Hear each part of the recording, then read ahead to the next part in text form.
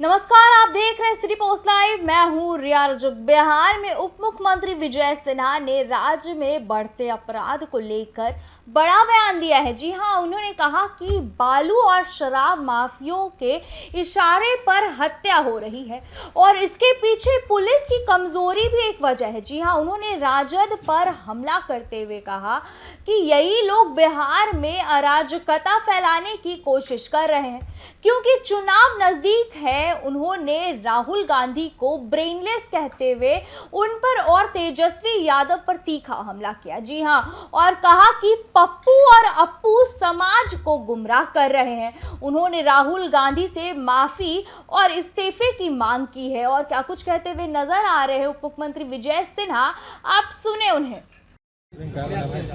Rahul Gandhi brainless हैं, इनके पास अपना ब्रेन है ही नहीं। संवैधानिक पद पर बैठा व्यक्ति एक संवैधानिक संस्था के बारे में इस तरह का बयान दे ही नहीं सकता।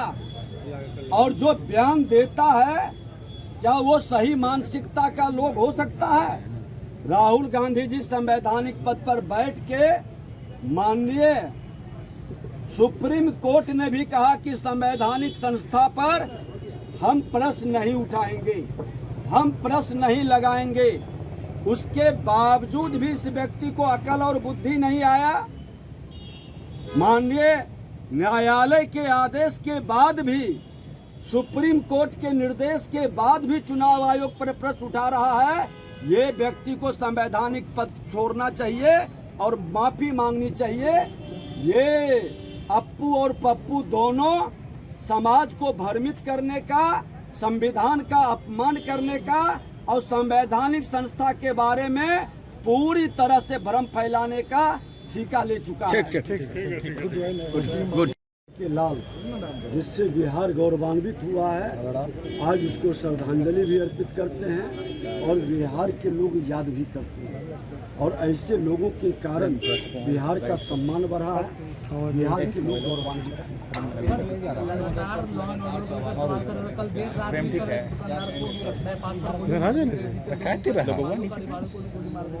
लगातार सवाल खड़े कर रहे हैं, तो इसलिए अदब आप सब ट्वीट कर। देखिए, लॉ एंड ऑर्डर पर आप देख लें कि घटना के बाद त्वरित कार्रवाई हो रही है। और मैं बार बार प्रश्न उठा रहा हूं कि इस घटना में जो जमीन माफिया का हो, बालू माफिया पर भी जिसकी हत्या हुई है, उसके बारे में भी लोग जानता है कि किस तरह से पूरी तरह से बालू के अंदर नेटवर्किंग और माफियागिरी करता था। डायरेक्ट वो कारोबारी नहीं थे, कई लोग पार्टनरशिप में थे। पार्टनरशिप के आपसी लोग कहते हैं कि लड़ाई के कारण ये घटना घटित हुआ, लेकिन कोई भी घटना दुखद दुर्भाग्यपूर्ण है। ये जमीन माफिया और दारू माफिया का गठजोड़ कहीं न कहीं पुलिस प्रशासन के कमजोर कड़ी के कारण इनका मनोबल बढ़ा है। और सरकार सजगता के साथ पूरी एक्शन ले रही है। ये पूरे गठजोड़ जिसमें राजद के अधिकतर लोग संलिप्त हैं। आज देखे जितनी घटना घट रही है, सबका लिंक राजद से क्यों मिलता है? ये राजद के लोग बालू माफिया में हो या जमीन माफिया में हो या दारू माफिया में हो, तीनों जगह इन्वॉल्व है। और चुनाव जैसे जैसे निकट आ रहा है, अराजकता फैलाने का प्रयास कर रहा है।